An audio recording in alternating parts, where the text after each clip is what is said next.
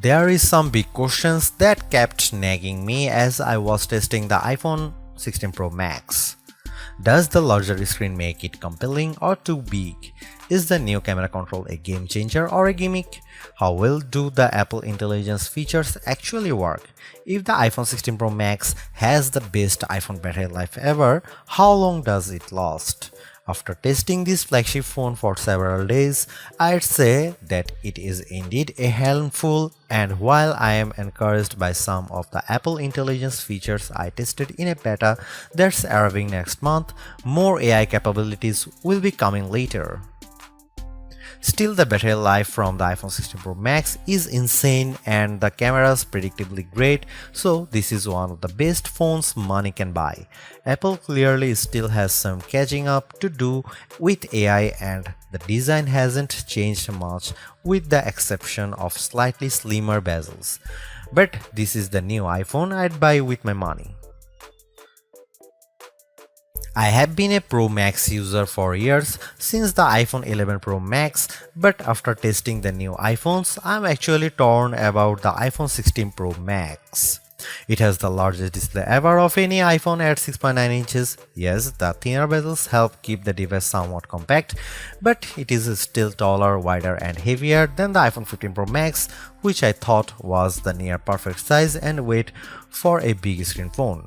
I have gone from feeling like I cheated the system to feeling slightly cheated. This might be an unpopular opinion, but I think the new Pro Max is a little too big, at least for my hands. It's more of a stretch now to do simple things like scrolling through web pages or TikTok, and once you put a case on your iPhone 16 Pro Max, it's like a mini tank. The good news is that the Pro Max is built to be more durable. In addition to having a titanium band, Apple claims that the improved ceramic shield display on this model is 50% tougher than the last generation. We can't drop these units, but on paper it's encouraging. The iPhone 16 Pro Max comes in 4 colors: titanium white, titanium black, natural titanium, and desert titanium. Our iPhone 16 Pro came in the natural, which looks fairly modern, but I prefer the desert color as it pops more. The iPhone 16 Pro and Pro Max displays don't get any upgrades in terms of brightness or refresh rate, but they are still among the best OLED panels on a phone.